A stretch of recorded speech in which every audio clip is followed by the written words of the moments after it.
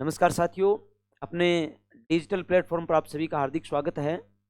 मित्रों, अपनी चर्चा कर रहे हैं राजस्थान के इतिहास की। और राजस्थान के इतिहास में अपने जो टॉपिक में शुरू कर रहा हूं, ये हर एक एग्जाम व्यू की दृष्टि से बहुत ही ज़्यादा इम्पोर्टेंट है। और इस टॉपिक की चर्चा आप चाहे आरएस की तैयारी कर रहे हो, चाहे आप एसआई की तैयारी कर रहे हो, चाहे आप ईओआरओ की तैयारी कर रहे हो, चाहे आप पटवारी वीडियो की तैयारी कर रहे हो, राजस्थान पुलिस की तैयारी कर रहे हो, कोई भी एग्जाम जो राजस्थान से रिलेटेड है, उन हर एक एग्जाम के लिए ये टॉपिक आपके लिए बहुत ही सार्थक सिद्ध होने वाला है। इस टॉपिक को जब हम आगे बढ़ाएंगे तो आप देखेंगे कि ये टॉपिक जो है वो राजस्थान के राजवंश से रिलेटेड टॉपिक में शुरू कर रहा हूँ। और राजस्थान के राजवंश का एक बहुत ही छोटा और एक बहुत ही अच्छा और शानदार सा टॉपिक आपका है। और टॉपिक का नाम है सबसे पहला चौहान वंश। देखो मित्रों, जब हम चौहान वंश की बात कर रहे हैं तो टॉपिक अपना शुरू होता है चौहानों की उत्पत्ति से संबंधित। चौहान जो थे वो कहां से आए और ये चौहान जो थे वो थे कौन भाई, ठीक है ना। देखो, चौहानों की जब हम बात करें, ये चौहान कौन थे और ये चौहान कहां से आए, इतिहासकारों के इसके बारे में अलग अलग मत है। जो भी इतिहासकार है वो सारे अपने अलग अलग रिव्यू चौहानों की उत्पत्ति के बारे में देते हैं कि चौहान कौन थे, चौहान कहां से आए, कैसे इनकी उत्पत्ति हुई, ये कैसे उत्पन्न हुए, ठीक है ना। तो इन सारी बातों की जानकारी जो हम आज करने वाले हैं, ठीक है ना। तो सबसे पहली बात, चौहानों का मूल स्थान। चौहान जो थे, इनका मूल स्थान जो था वो कौन सा था और इनका प्रारंभिक स्थान जो था वो कौन सा था। तो देखो, चौहानों के मूल स्थान की जब मैं बात करूं तो स्पाद लक्स एक क्षेत्र आता है, स्पाद लक्स। और ये स्पाद लक्स जो है वो सांभर के आसपास का क्षेत्र है। कहां का है? स्पाद लक्स सांभर का क्षेत्र है। आप देख सकते हो, आप चाहो तो पढ़ सकते हो जो भी बैठे हैं, ठीक है ना। स्पाद लक्स सांभर, इसे कहते हैं 1.25 लाख गांवों का समूह। क्या कहते हैं इसको? 1.25 लाख गांवों का समूह। 1.25 लाख गांवों का समूह, स्पाद लक्स या सांभर, ठीक है ना। अब बात आती है मूल स्थान के बाद में प्रारंभिक स्थान की। और इनका प्रारंभिक स्थान जो है वो आपका आता है जांगल प्रदेश। कौन सा क्षेत्र आ जाता है अभी? जांगल प्रदेश आ जाता है। जांगल प्रदेश मूलतः तो बीकानेर और नागौर का है। और इसके अलावा जांगल प्रदेश में थोड़ा सा भाग जो है वो जोधपुर का भी शामिल है। अब इस जांगल प्रदेश की राजधानी जो है वो चौहानों ने बनाया था अपने अहिछत्रपुर को, ठीक है ना। और इस अहिछत्रपुर नामक स्थान यानी नागौर वर्तमान में जो है, यहाँ पर एक दुर्ग का निर्माण भी उसमें करवाया गया था। और इस दुर्ग का निर्माण नागौर वाले का करवाया था कैमास ने। कैमास। अब ये कैमास कौन था मित्रों? ये कैमास जो था, ये कैमास पृथ्वीराज चौहान के पिता सोमेश्वर चौहान का सेनापति था। सोमेश्वर चौहान का सेनापति। जब ये सोमेश्वर चौहान का सेनापति था, उसमें इन्होंने नागौर के किले का निर्माण करवाया था। और बाद में ये कैमास जो है ना, ये कैमास जो है, ये पृथ्वीराज चौहान का सेनापति भी रहा था।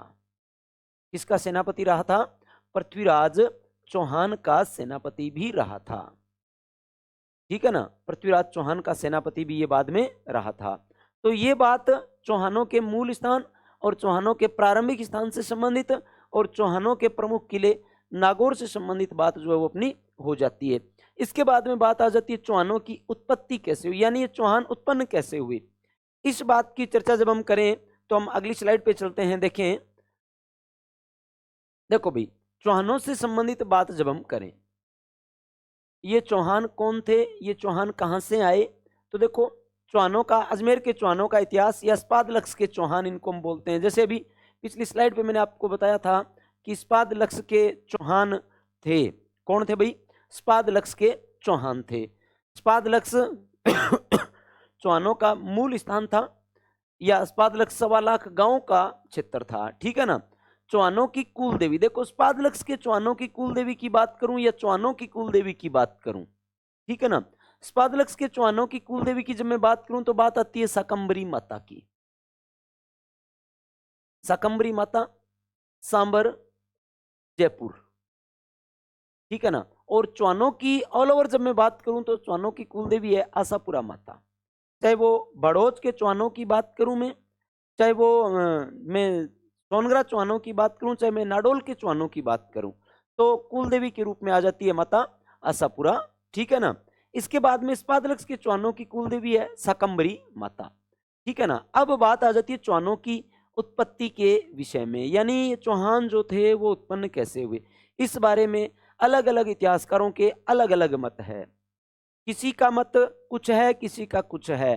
तो इस कड़ी में सबसे पहले जब हम बात करें अग्निवंशीय सिद्धांत की, अग्निकुंड सिद्धांत की, हवन कुंड सिद्धांत की, देखो इसको हम नाम दें, इसको हवन कुंड सिद्धांत नाम भी हम दे सकते हैं, हवन कुंड, इसको हम अग्निकुंड सिद्धांत भी नाम दे सकते हैं, अग्निकुंड सिद्धांत। देखो भाई, एक इतिहासकार चंद्रबरदाई, पृथ्वीराज चौहान जो राजा थे 1177 से 1192 चौहान वंश के राजा रहे थे, प्रतापी राजा रहे थे। पृथ्वीराज चौहान का दरबारी कवि था चंद्रबरदाई, और इस चंद्रबरदाई ने ग्रंथ लिखा था पृथ्वीराज रासो। कौन सा ग्रंथ लिखा था भाई? पृथ्वीराज रासो। इस ग्रंथ में ये चंद्रबरदाई है ना, ये कह रहा है कि चौहान जो है गुरु वशिष्ठ के हवन कुंड से आबू पर्वत पर उत्पन्न हुए थे। ठीक है ना। कह रहा है कि चौहानों को गुरु वशिष्ठ के हवन कुंड से उत्पन्न बताया है। तो ये कह रहे हैं कि हवन कुंड जो है गुरु वशिष्ठ का, उस हवन कुंड से 4 राजपूत योद्धा उत्पन्न हुए थे। और ये 4 राजपूत योद्धा जो थे, एक चौहान, एक चालुक्य, एक प्रतिहार और एक था परमार। ये 4 राजपूत योद्धा जो थे वो उत्पन्न हुए थे गुरु वशिष्ठ के हवन कुंड से। अब कुछ एक इतिहासकार कह रहे हैं कि भाई साहब, ये अग्नि से कोई योद्धा उत्पन्न हो रहा है तो इसके कोई प्रमाण है क्या आपके पास में? पृथ्वीराज रासो के अलावा चंद्रबरदाई कोई प्रमाण प्रस्तुत नहीं कर पाए, इसलिए इस सिद्धांत को अमान्य सिद्धांत कहते हैं भाई। कौन सा सिद्धांत कहते हैं भाई? इसको अमान्य सिद्धांत इसको कहा गया है, अमान्य सिद्धांत है ये। ठीक है ना, अमान्य सिद्धांत। अब कुछ एक इतिहासकार इसका समर्थन भी कर रहे हैं। कौन कौन? एक तो मुहणोत नैणसी कह रहे हैं कि चंद्रबरदाई ने जो बात कही है वो सही है। दूसरा सूर्यमल मिश्रण, सूर्यमल मिश्रण, ये भी कह रहे हैं कि जो बात चंद्रबरदाई ने कही है वो सही है। ठीक है ना। अब इसके बाद में दूसरा सिद्धांत आपका आ जाता है विदेशी मत सिद्धांत। विदेशी मत सिद्धांत यानी चौहान विदेशी जाति से उत्पन्न है।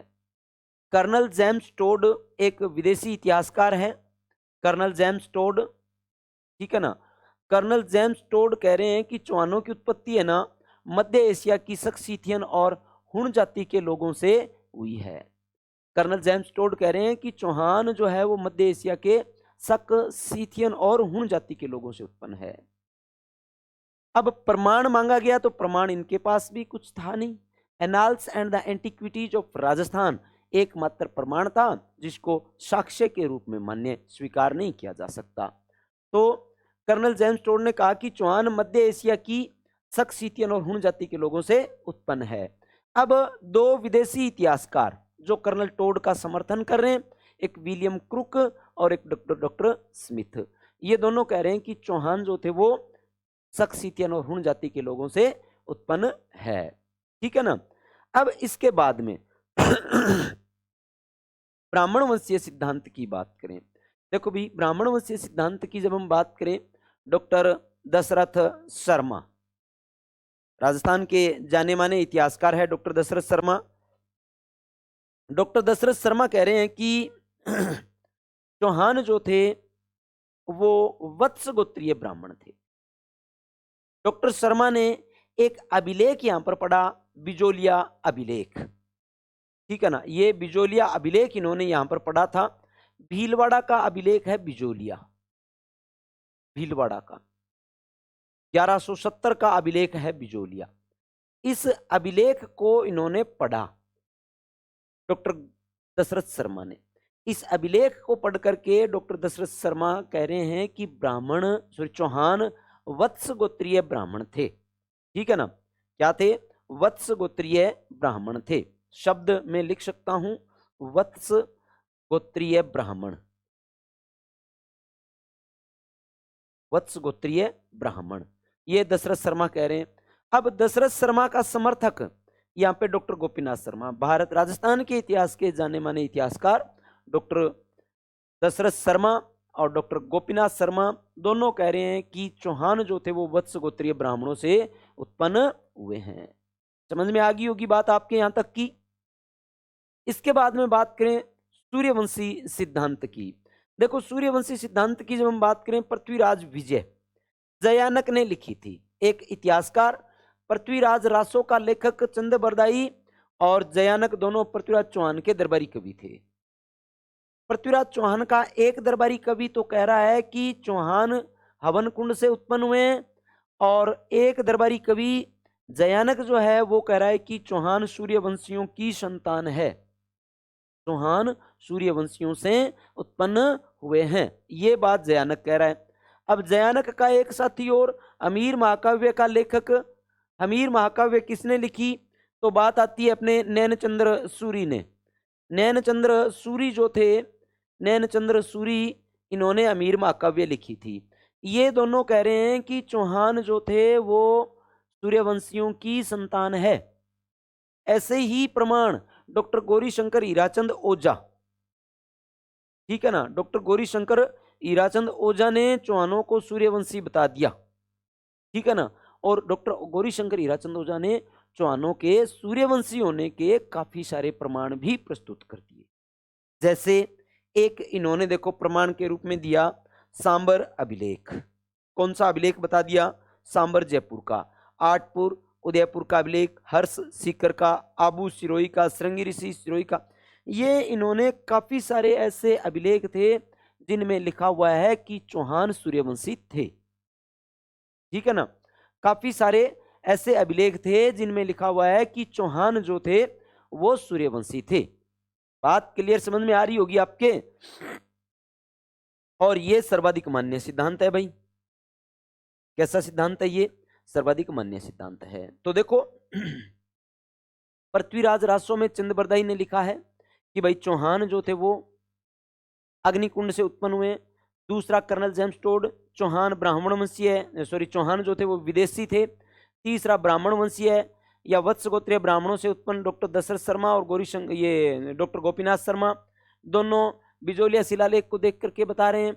तीसरी बात, सूर्यवंशी पृथ्वीराज विजय में जयानक और नैनचंद्र सूरी अमीर महाकाव्य दोनों लेखों में लिखा हुआ है कि चौहान जो थे वो सूर्यवंशियों से उत्पन्न हुए। और इस बात को सबसे ज्यादा सिद्ध करने के लिए डॉक्टर गौरीशंकर हीराचंद ओझा ने आठपुर का अभिलेख, श्रृंगी ऋषि का अभिलेख, सांबर अभिलेख, आबू अभिलेख, हर्ष अभिलेख, काफी सारे शिलालेख जो है वो बता दिए हैं। अब इन सब बातों के अलावा मैं दो और अभिलेखों की बात करूं। एक हांसी हरियाणा का अभिलेख, एक आबू का अचलेश्वर शिलालेख, 1285 का है आबू का अचलेश्वर शिलालेख। इन दोनों में देखो कौन कौन से अभिलेखों की मैं बात करूंगा। देखो एक तो हांसी हरियाणा का, हांसी हरियाणा का, हांसी है हरियाणा में, यहां पे अभिलेख लिखा हुआ है। ठीक है ना। और दूसरा आबू अचलेश्वर अभिलेख 1285 का, अचलेश्वर अभिलेख ये 1285 का है। सिरोही का है अचलेश्वर अभिलेख। ठीक है ना। तो मित्रों इन दोनों अभिलेखों में लिखा है कि चौहान जो थे वो इन सब के अलावा चंद्रवंशी थे, चंद्रवंशी थे। चौहानों को इन्होंने क्या बता दिया भाई? चौहान जो थे वो चंद्रवंशी बताने वाले हैं। ठीक है ना। इसके अलावा जानकवि की रचना देखें, कायम खां रासो में, कायम खां रासो जो है जानकवि का, वो भी चौहानों को ब्राह्मण वंशीय बता रहा है भाई। जैसे हमने अभी ब्राह्मण वंशीय सिद्धांत देखा ना इनका, गोपीनाथ शर्मा डॉक्टर दशरथ शर्मा का, कायम खां रासो, कौन सा भाई? कायम खां रासो, ये जानकवि का है। इसमें लिखा हुआ है अलवर के थे जानकवि, इसमें लिखा है कि चौहान जो थे वो ब्राह्मण वंशीय थे भाई, वत्स गोत्रीय ब्राह्मण थे भाई चौहान। बात मेरे हिसाब से यहाँ तक की क्लियर आपके अच्छे तरीके से हो गई होगी। इससे आगे अब अपने चर्चा करते हैं चौहानों के प्रमुख शासकों के बारे में। तो देखो भाई मित्रों, चौहानों की जब हम बात करें, चौहान वंश की जब हम बात करें, तो सबसे पहला राजा है ना वो आता है भाई वासुदेव चौहान। मित्रों वासुदेव चौहान है ना, देखो नाम लिखा हुआ है मेरा वासुदेव चौहान। क्या नाम लिखा हुआ है भाई? वासुदेव चौहान। ये वासुदेव जी चौहान की बात, और बात 551 ईस्वी की है भाई। चौहान राज्य की स्थापना की थी वासुदेव चौहान ने। चौहानों के प्रथम शासक माने जाते हैं, चौहानों के मूल पुरुष माने जाते हैं, चौहानों के आदि पुरुष माने जाते हैं, चौहानों के संस्थापक माने जाते हैं। तो सारे नाम आप जब देख रहे हो तो कॉपी पेन लेके बैठना पास में, और अच्छे तरीके से इनके नोट्स बनाइएगा आप, तब फायदा मिलने वाला है। ऐसी क्लास देखने का फायदा नहीं मिलेगा आपको, ठीक है ना। तो चौहान वंश की स्थापना इन्होंने कब की है भाई? 551 ईस्वी में। अब चौहान वंश की जब स्थापना की है ना, तो इनको कहते हैं संस्थापक। संस्थापक कहते हैं, इनको आदि पुरुष कहते हैं। आदि पुरुष, इनको मूल पुरुष कहते हैं। चौहानों के मूल पुरुष कौन है भाई? वासुदेव चौहान। समझ में आ गई होगी बात। अब वासुदेव चौहान को चौहानों का आदि पुरुष कहते हैं। सांबर झील का निर्माण देखो, अभी जब हम देख के गए बिजोलिया शिलालेख भीलवाड़ा का, ठीक है ना, पीछे की स्लाइड में देखा बिजोलिया शिलालेख है ना, ये शिलालेख कह रहा है कि वासुदेव चौहान ही वो आदमी है जिसने सांबर झील का निर्माण करवाया था। कौन सी झील का? सांबर झील का। इसके बाद में वासुदेव चौहान ने है ना सांबर कस्बा भी बसाया था भी, सांबर कस्बा भी बसाया था। और वासुदेव चौहान ने क्या किया? शाकंभरी माता का मंदिर भी बनवाया था। शाकंभरी माता का मंदिर, माता का मंदिर किसने बनवाया? शाकंभरी माता का मंदिर। तो भाई शाकंभरी माता का मंदिर का निर्माता जो माना जाता है ना, वो माना जाता है वासुदेव चौहान। सांबर कस्बे का निर्माण करवाने वाला व्यक्ति जो माना जाता है ना, वो माना जाता है वासुदेव चौहान। और सांबर झील का निर्माण करवाने वाला बिजोलिया शिलालेख के अनुसार माना जाता है वासुदेव चौहान। और संस्थापक आदि पुरुष मूल पुरुष माना जाता है वासुदेव चौहान, ठीक है ना। अब इनके बाद में आ जाते हैं दुर्लभ राज नाम के एक शासक, ठीक है ना। गुवक प्रथम से पहले 2 नंबर पे मैं बात करूंगा दुर्लभ राज की। दुर्लभ राज देखो भाई, चौहानों की जब हम बात करें तो प्रारंभ में चौहान जो है ना, ये भाई एक विशेष बात है कि प्रत्यारों के अधीन शासन करते थे, ये प्रत्यारों के सामंत थे। तो दुर्लभ राज की भी जब मैं बात करूं ना, तो भाई दुर्लभ राज जो है ना वो भी वत्स राज के समकालीन था। दुर्लभ राज की बात करूं तो प्रतिहार शासक, प्रतिहार शासक वत्सराज कौन था? वत्सराज। प्रतिहार शासक वत्सराज के समकालीन दुर्लभ राज ने शासन किया, ठीक है ना। अब बात आ जाती है गुवक प्रथम की, ठीक है ना। गुवक प्रथम की चौहान प्रारंभ में, ये लो प्रतिहारों के सामंत थे, दुर्लभ राज भी प्रतिहारों का सामंत था। वैसे ही गुवक प्रथम नागभट्ट द्वितीय का सामंत था। ये बात आप कॉपी में नोट डाउन कर लो अच्छे से।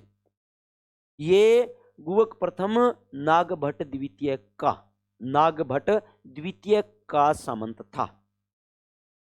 दुर्लभ राज वत्स राज का सामंत था, और गुवक प्रथम नागभट्ट द्वितीय का। प्रतिहार है, प्रतिहार नागभट्ट द्वितीय। सामंत का मतलब होता है कि अधीन शासन करते थे इसके।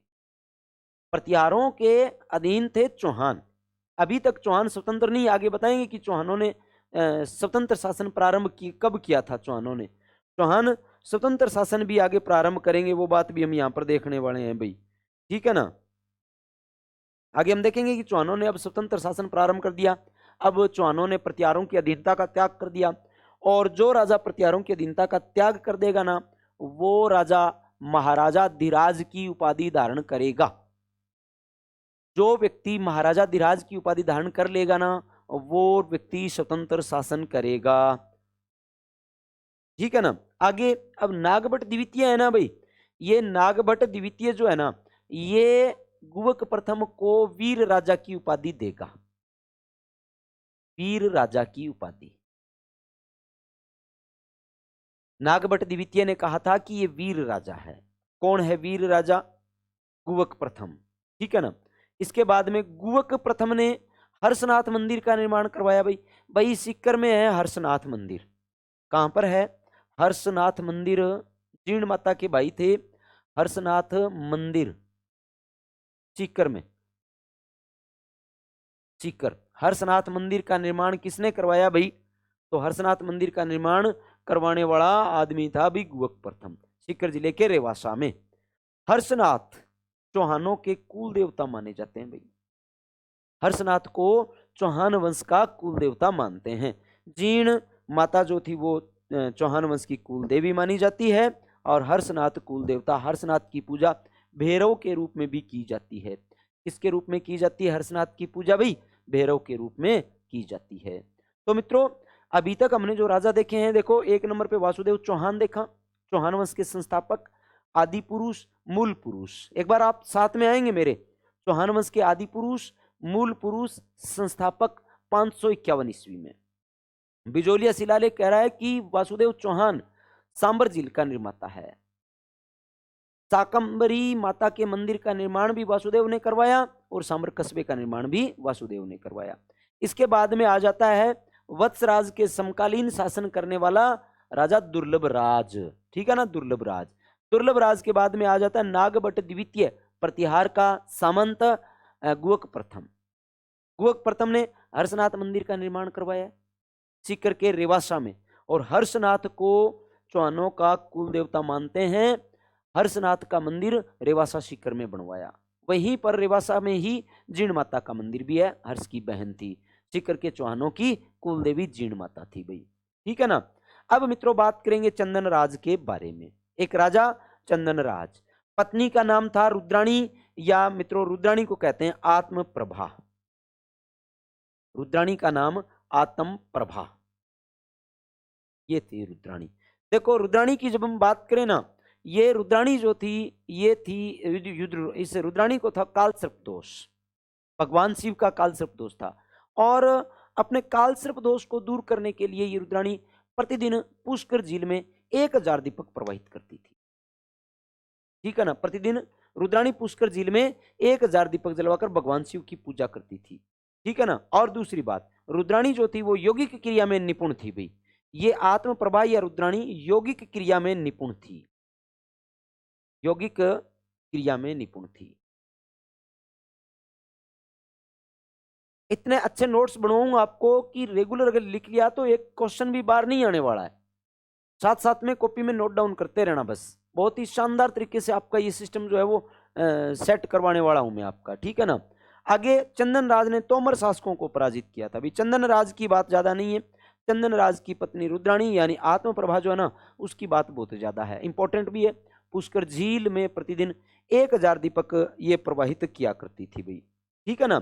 अब इसके बाद में राजा आ जाता है भाई वाकपति राज। वाकपति राज, ये लिख देना आप, राजा का नाम है वाकपति राज। वाकपति राज ध्यान से देख लीजिएगा आप, 108 युद्धों का विजेता मानते हैं, 108 युद्धों का विजेता मानते हैं, विजेता मानते हैं।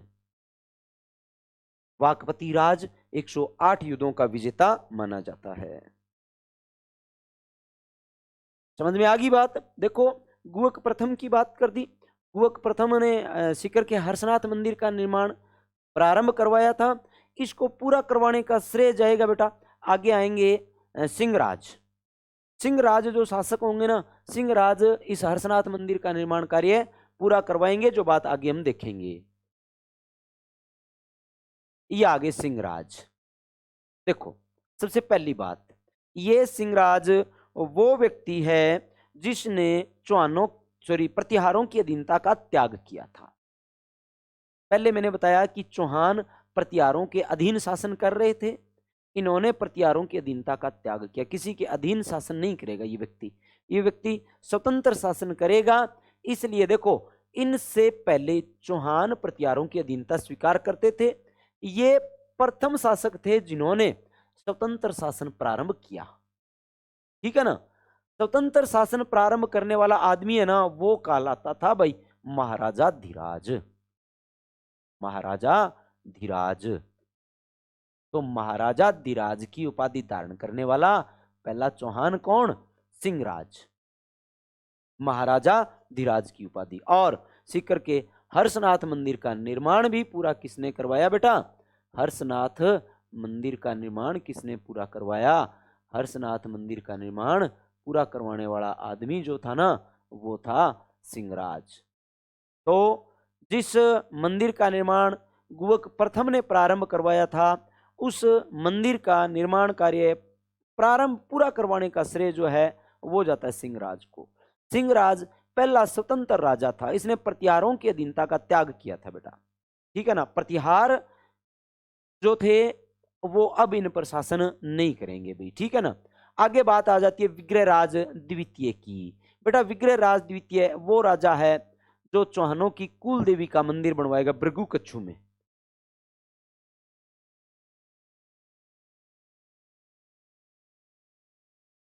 कहां पर करवाएगा? ये भृगु कच्छु में चौहानों की कुल देवी का मंदिर बनवाएगा। भड़ोच गुजरात में चौहानों की कुल देवी का मंदिर ये बनवाएगा भी। ठीक है ना।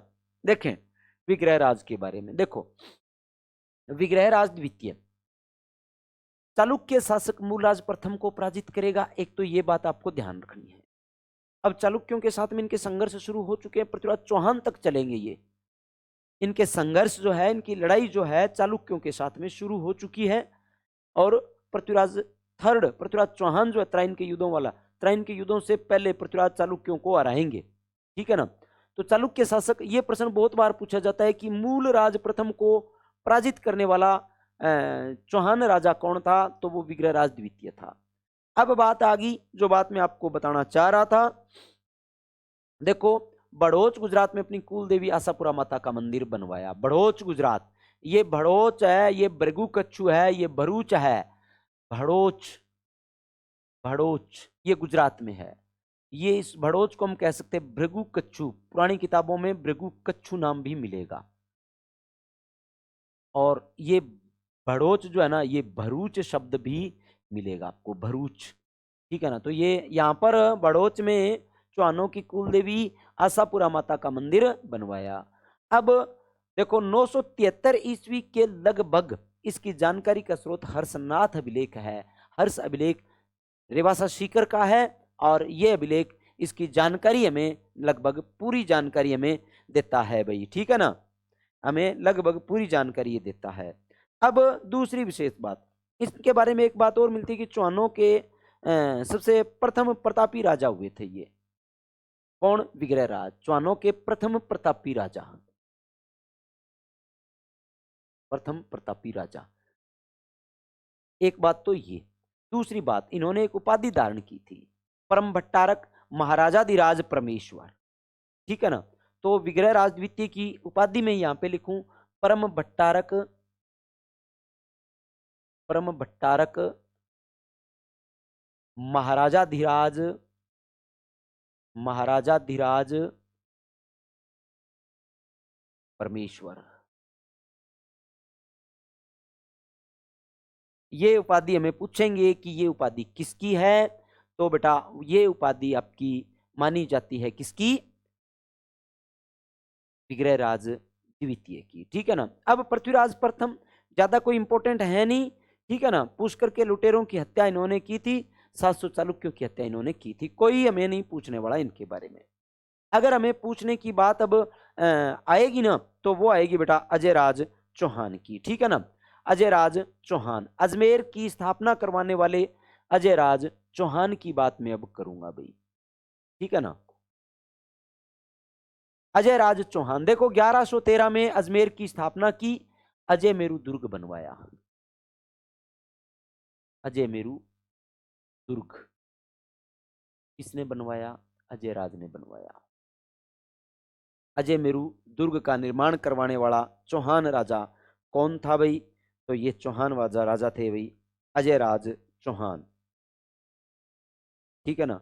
अब मालवा के राजा नरवर्मन को भी इन्होंने पराजित किया था। अजयराज ने मालवा के राजा मालवा की नरवर्मन को पराजित किया, नरवर्मन को हराया। मालवा के नरवर्मन को किसने हराया?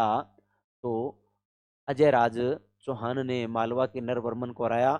और साथ में एक विशेष बात और बताऊं, इस नरवर्मन का सेनापति था सुल्लन। इसका सेनापति सुल्लन, सुल्लन को बंदी बनाया था।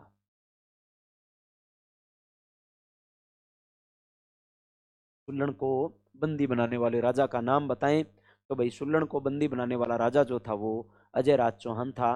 भाई सुल्लन किसका सेनापति था? तो सुल्लन नरवर्मन का सेनापति था। नरवर्मन कहाँ का था बेटा? तो नरवर्मन मालवा का था।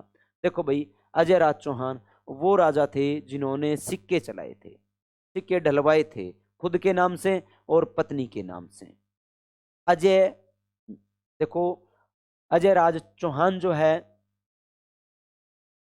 इन्होंने खुद के नाम से श्री अजय देवा और पत्नी सोमलवती के नाम से चांदी व तांबे के सिक्के डलवाए थे। भाई अजय मेरू दुर्ग की स्थापना करके अजमेर की स्थापना करी थी, अजमेर को अपनी राजधानी बनाया था, अजमेर को अपनी राजधानी बनाया था। तो हमें पूछे अजमेर को सबसे पहले राजधानी बनाने का श्रेय किसको जाता है?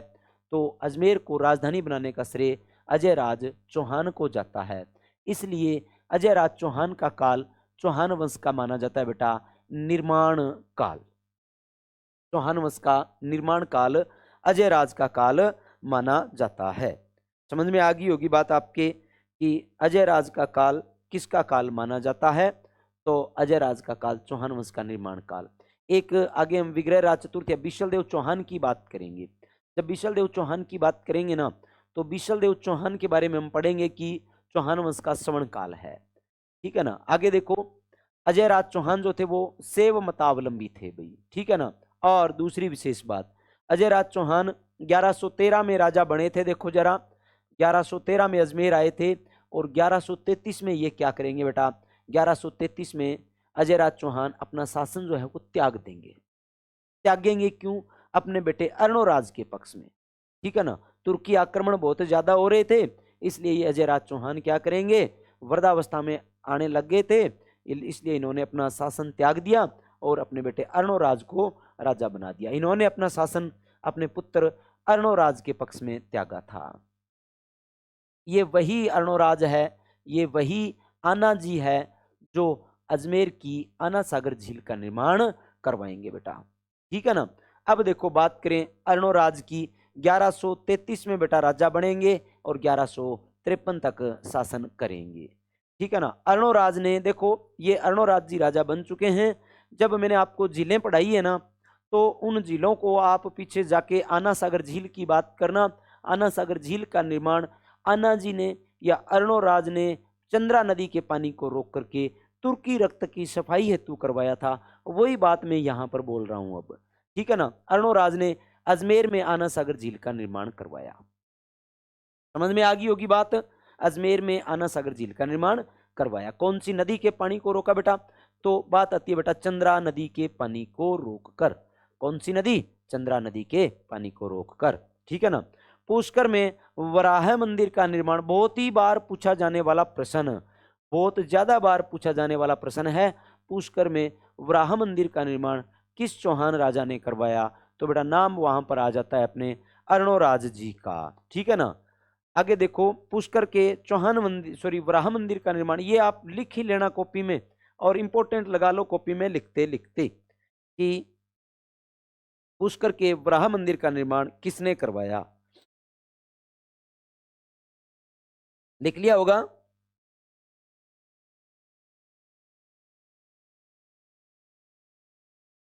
अब अर्णोराज की दो विशेष बातें आती है। दो लड़ाइयों की बात मैं अर्णोराज की करूं। लड़ाइयां कौन कौन सी? पहली लड़ाई अर्णोराज की मैं बताऊं 1134 की और दूसरी लड़ाई में बताऊं 1145 की। दोनों है चालुक्यों के साथ में। चालुक्य यहां पर भी और यहां पर भी चालुक्य। ठीक है ना। देखो 1134 में इसकी लड़ाई अर्णोराज की हुई थी, वो जयसिंह सिद्धराज के साथ में। ठीक है ना, जयसिंह सिद्धराज। जयसिंह सिद्धराज चालुक्य राजा थे और जयसिंह सिद्धराज के साथ में लड़ाई हुई थी भाई। जयसिंह सिद्धराज को अर्णोराज ने हराया और इसकी बहन थी कांचन देवी। कांचन देवी से विवाह किया अर्णोराज ने। समझ में आ गई ना बात। जयसिंह सिद्धराज को हराया और इसकी बहन से खुद ने शादी कर ली अर्णोराज ने। अब चालुक्य राजा दूसरा आ गया था यहां पर, कुमारपाल। कुमारपाल ने क्या किया, आबू के निकट अर्णोराज को हरा दिया। ये बात आती है, देखो दोनों बातें मैं आपको वर्डिंग में बताऊं, आप कॉपी में नोट डाउन करें तो भी अच्छी लगेगी बात। 1134 में अर्णोराज ने चालुक्य राजा जयसिंह सिद्धराज को हराया और जयसिंह सिद्धराज की बहन कांचन देवी से अर्णोराज ने शादी की थी। एक तो ये। दूसरी बात मैं आपको बताऊं, 1145 में चालुक्य राजा कुमारपाल से अर्णोराज आबू के निकट हारे थे। तब अर्णोराज ने अपनी बेटी जल्लण का विवाह कुमारपाल के साथ किया था। अर्णोराज की बेटी थी जल्लण। जल्लण। देखो पहले तो कांचन का विवाह जयसिंह सिद्धराज की बेटी से खुद विवाह किया, अब अपनी बेटी का विवाह कुमारपाल चालुक्य के साथ में किया। ठीक है ना। तो ये बातें दोनों अर्णोराज की प्रमुख विशेष बातें आपको यहां पर मिलती है भाई। ठीक है ना। अब इसके बाद में देखो, प्रबंध चिंतामणि मेरुतुंग का ग्रंथ है और प्रबंध कोश में, ठीक है ना, प्रबंध चिंतामणि और प्रबंध कोश चालुक्य शासक कुमारपाल के निकट आबू के युद्ध में हराया। ठीक है ना, कुमारपाल ने आबू के निकट अर्णोराज को हराया था। ये 1145 का वर्णन। ठीक है, इन दोनों का वर्णन एक तो प्रबंध चिंतामणि एक प्रबंध कोश में मिलता है। ठीक है ना, मेरुतुंग का और राजशेखर का। ये प्रबंध कोश राजशेखर का और प्रबंध चिंतामणि मेरुतुंग की है। इन दोनों में मिलता है कि कुमारपाल ने अर्णोराज को हराया था। अब 1153 में अर्णोराज की हत्या कर देगा इसका बेटा जगदेव, और जगदेव जो है वो शासक बन के बैठ जाएगा भाई। ठीक है ना, बात यहां तक की अपनी आ जाती है। अब इससे आगे की चर्चा अपने करते हैं बेटा। अब बात आ जाती है विग्रहराज चतुर्थ की। ठीक है ना, किसकी बात करते हैं, विग्रहराज चतुर्थ की। देखो विग्रहराज चतुर्थ की जब मैं बात करूं, एक बात मैं आपको पहले ही बता चुका हूं कि विग्रहराज चतुर्थ जो था ना, इसका काल चौहान वंश का स्वर्ण काल माना जाता है। विग्रहराज चतुर्थ का काल चौहान वंश का स्वर्ण काल माना जाता है। ठीक है ना। देखो विग्रहराज चतुर्थ 1153 में राजा बने हैं। कब राजा बने हैं भाई, 1153 में राजा बने हैं, 1163 तक शासन, या फिर 1158 से लेकर के बेटा शासनकाल ओरिजिनल जो मिलता है वो ये मिलता है भाई। समझ में आ गई ना बात। 1158 से 1163 तक का शासनकाल इनका मिलता है। इनके शासनकाल को स्पादलक्ष के चौहानों का स्वर्ण काल माना जाता है। यानी विग्रहराज या बीसलदेव चौहान, बीसलदेव चौहान का काल चौहानों का स्वर्ण काल माना जाता है। स्वर्ण काल, गोल्डन पीरियड। चौहानों का स्वर्ण काल किसका काल माना जाता है अभी, विग्रहराज या बीसलदेव चौहान का काल माना जाता है। विग्रहराज चतुर्थ का काल चौहानों का स्वर्ण काल माना जाता है। एक नंबर बात। दूसरी बात, इन्होंने बीसलदेव ने है ना तोमरों से, तोमर शासक जो थे ना, तोमरों से दिल्ली को जीता। दिल्ली पे अधिकार किसका, तोमरों का। दिल्ली को जीतने वाले राजा, दिल्ली को जीतने वाले राजा कौन थे तोमरों से, तो वो थे विग्रहराज चतुर्थ। ठीक है ना, विग्रहराज चतुर्थ ने दिल्ली को जीत लिया था और दिल्ली को अपने क्षेत्र में शामिल कर लिया था भाई। इसके बाद में बात आती है कि 1157 में ये दिल्ली के साथ साथ इन्होंने 1157 में है ना हांसी हांसी और हिसार पर अधिकार किया था भाई। किस किस पर अधिकार किया था भाई? हांसी और हिसार पर अधिकार करने वाले चौहान राजा का नाम बताओ। तो वो चौहान राजा भी थे बिशलदेव चौहान। अब इनकी विशेष बात, चौहान इन्होंने जैन विद्वान धर्म घोष सूरी, देखो एक जैन विद्वान हुए थे इनके काल में, धर्म घोष सूरी। धर्म घोष सूरी के सुझाव पर पहले चौहान रियासत में क्या होता था कि प्रतिवर्ष एकादशी को है ना, चौहान रियासत में ये प्रत्येक एकादशी को पशु हत्या करते थे ये। तो धर्म घोष सूरी के सुझाव पर इन्होंने क्या किया था भाई, प्रत्येक एकादशी को होने वाले पशु हत्या पर रोक लगा दी थी इन्होंने। पशु हत्या पर रोक लगाने वाले राजा का नाम बताएं तो फिर भाई वो बात अपने आ जाती है भाई, ये विग्रहराज चतुर्थ की। आगे दिल्ली के शिवालिक लेख के अनुसार इन्होंने तुर्कों को पराजित किया और लाहौर के तुर्क शासक खुसरो शाह, लाहौर का तुर्क शासक कौन था भाई? खुसरो शाह था। खुसरो शाह, खुसरो शाह को पराजित किसने किया? तो खुसरो शाह को पराजित करने वाला राजा था, वो था भी बिशलदेव चौहान। कौन था भी? बिशलदेव चौहान था भी। यानी बिशलदेव चौहान ने खुसरो शाह जो लाहौर के राजा थे इनको पराजित किया था। आप नोट डाउन करते रहना ये बातें, ठीक है ना। तो मैं जो बात बता रहा हूं दिल्ली के शिवालिक लेख, दिल्ली का शिवालिक लेख है ये, दिल्ली का शिवालिक लेख जो है बहुत बार पूछा जाने वाला प्रश्न है कि दिल्ली के शिवालिक लेख के अनुसार लाहौर के खुसरो शाह को पराजित करने वाला राजा कौन था? तो बिशलदेव चौहान या विग्रहराज चतुर्थ था। विग्रहराज फोर्थ चतुर्थ ने चौहानों के क्षेत्र को बढ़ाया था लाहौर तक। बात क्लियर होगी मेरे हिसाब से आपके। आगे देखो इनकी एक विशेष बात और बताऊं मैं, अजमेर में है ना इन्होंने एक सरस्वती कंठाभरण संस्कृत पाठशाला बनवाई थी। बता देता हूं मैं यहाँ पे आपको, देखो अजमेर में एक पाठशाला बनवाई इन्होंने, ये पाठशाला थी इनकी, ये सरस्वती कंठाभरण नाम था इसका। ये संस्कृत पाठशाला बनवाई इन्होंने, संस्कृत पाठशाला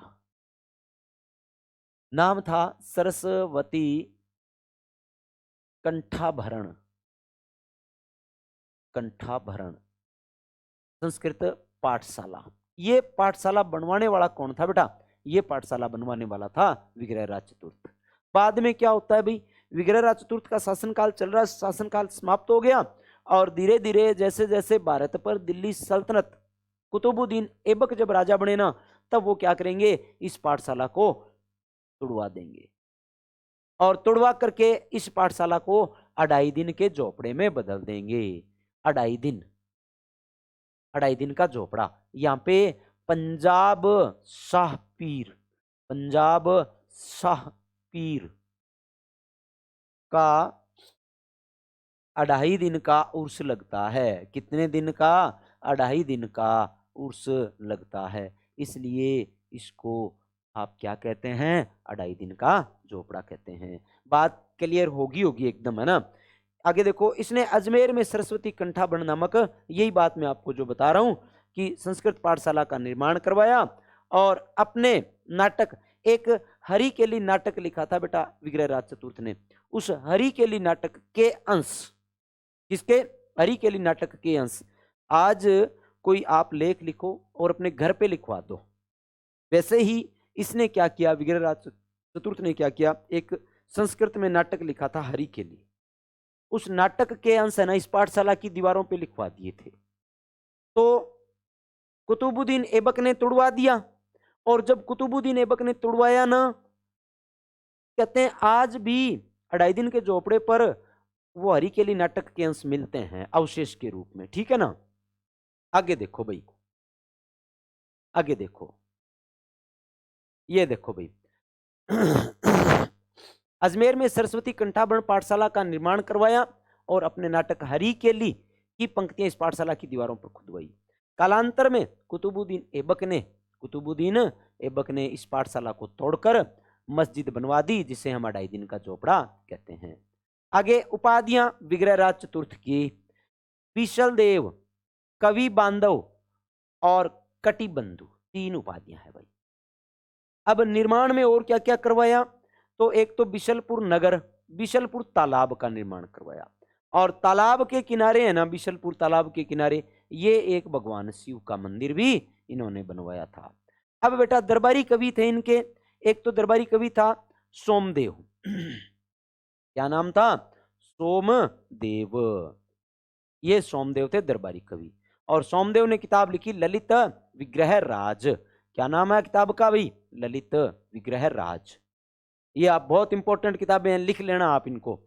दूसरे दरबारी कवि नरपति नाल विशलदेव रासो नामक किताब इन्होंने लिखी। भाई 1163 में इनकी बेटा मृत्यु होगी और इनका काल चौहान वंश का गोल्डन पीरियड कहलाता है। मैं पहले ही कह चुका हूं, श्रवण काल कहलाता है। इनके बाद में राजा कौन बने? अपार गांगे, पृथ्वीराज द्वितीय और सोमेश्वर चौहान शासक बने। सोमेश्वर चौहान की मृत्यु होगी 1177 में और सोमेश्वर चौहान का बेटा पृथ्वीराज चौहान जो है वो राजा बन जाएगा। पृथ्वीराज चौहान की बात मैं आपको आगे वाली क्लास में पूरे ले डब के साथ में अच्छे से बताऊंगा। तब तक के लिए धन्यवाद।